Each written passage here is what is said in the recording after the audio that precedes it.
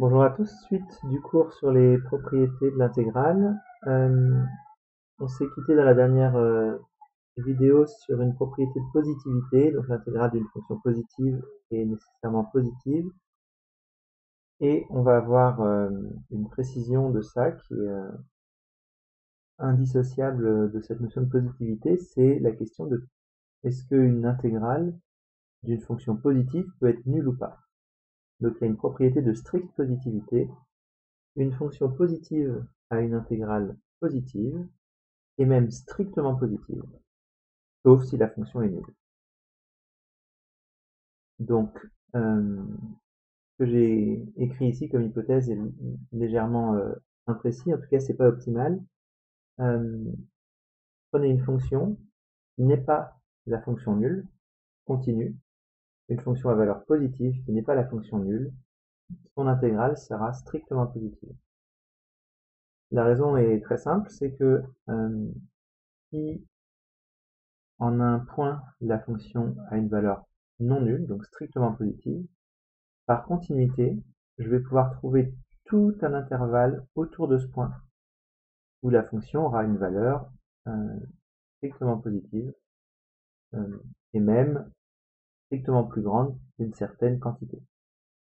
Donc pour ça, la valeur strictement positive y, prenez la moitié de cette valeur par exemple, on va prendre le tiers ou n'importe quoi, et par théorème des valeurs intermédiaires, il y a deux points autour de y entre lesquels la fonction est au-dessus de cette valeur, donc au-dessus de y sur 2.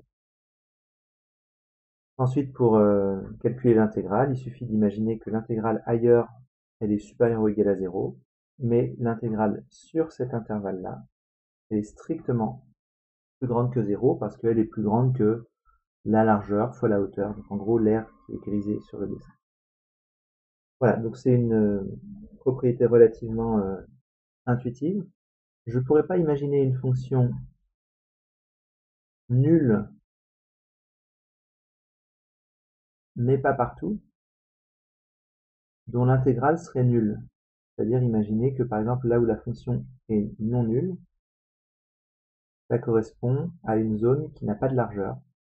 Et donc ça ne changerait pas le fait que sur AB, l'intégrale serait nulle. Ça, c'est pas possible.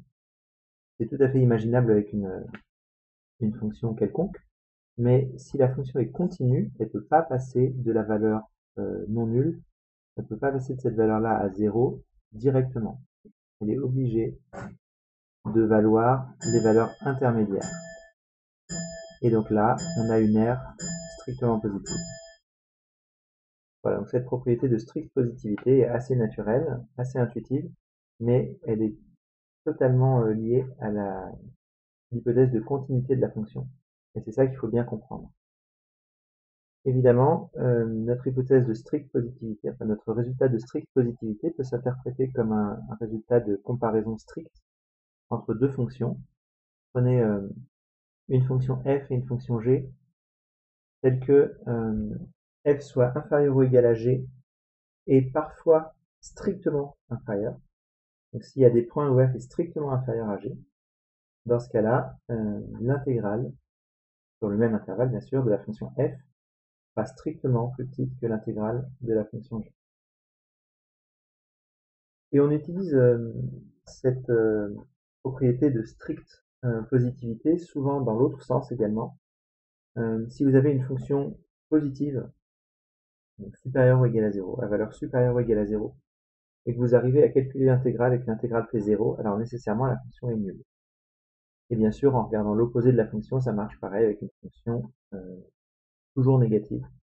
Donc c'est pour ça que j'ai choisi comme hypothèse ici pour cette conséquence de vous parler de une fonction de signe constant. Donc prenez une fonction de signe constant, toujours positive ou toujours négative. S'il se trouve que l'intégrale est nulle, alors il n'y a pas de choix, la fonction est en fait identiquement nulle sur tout l'intervalle AB1.